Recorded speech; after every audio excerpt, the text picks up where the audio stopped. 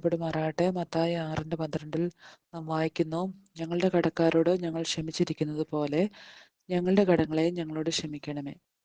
ഈ വാക്യത്തിൽ നമുക്ക് ക്ഷമയെപ്പറ്റിയാണ് കാണുന്നത്. ക്ഷമിക്കുന്നത് എങ്ങനെ എന്ന് നമുക്കിവിടെ കാണാൻ സാധിക്കും. നാം പ്രാർത്ഥിക്കുമ്പോൾ ഇതിൻ്റെ അർത്ഥം മനസ്സിലാക്കിയാണോ നാം പ്രാർത്ഥിക്കുന്നത്?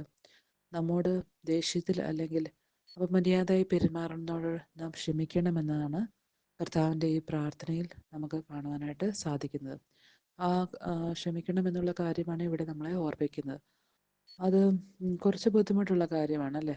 എന്നാൽ കർത്താവ് നമ്മോട് ക്ഷമിച്ചത് ഓർത്താൽ നമുക്ക് മറ്റുള്ളവരോട് ക്ഷമിക്കാൻ വളരെ പ്രയാസമില്ലാത്തൊരു കാര്യമാണ്, വളരെ എളുപ്പമാണ്.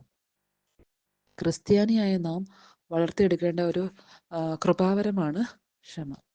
ക്രിസ്തുവിനുണ്ടായ കഷ്ടാനുഭവങ്ങളെ ഓർത്താൽ നമ്മുടെ പ്രയാസങ്ങൾ വളരെ നിസ്സാരമാണ്.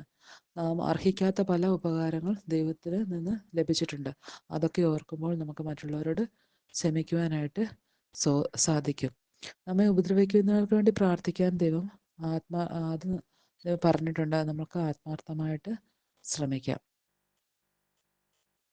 ഒരുപക്ഷെ മറ്റുള്ളവർ നമ്മെ ഉപദ്രവിക്കുന്ന ആയിരിക്കും എങ്കിലും പക്ഷെ നമുക്ക് അനേക നന്മകളെ കൊണ്ട് അവരുടെ സ്വഭാവം നമുക്ക് മാറ്റിയെടുക്കാനായിട്ട് സാധിക്കും.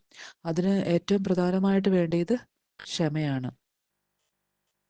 ഉപദ്രവിക്കുന്നവരെ നമുക്ക് പല രീതിയിൽ സഹായിക്കാൻ സാധിക്കും. അപ്പോൾ അവരുടെ മനസ്സിനും മാറ്റം ഉണ്ടാവും. അവരും നമ്മൾ ക്ഷമിക്കുമ്പോൾ അവരും നമ്മുടെ ക്ഷമ കണ്ട് അവരും ക്ഷമിക്കുവാനായിട്ട് പഠിക്കും.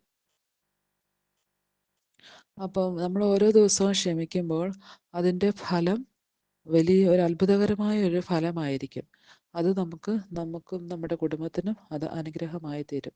നമ്മുടെ സഭയ്ക്കും മറ്റുള്ളവരോട് നമ്മൾ ക്ഷമിക്കുമ്പോൾ നമ്മൾ അവിടെ സ്നേഹം ഉണ്ടാക്കിയെടുക്കുന്നു. കർത്താവ് തന്നെ പറഞ്ഞിട്ടുണ്ട്, നമ്മളെ ഉപദ്രവിക്കുന്നവർക്ക് വേണ്ടി നാം പ്രാർത്ഥിക്കുക എന്ന്. അതുകൊണ്ട് നമുക്ക് ക്ഷമാശീലരുള്ളവരായിട്ട് ജീവിക്കാം. ദൈവനാമം മഹത്വപ്പെടുമാറാകട്ടെ.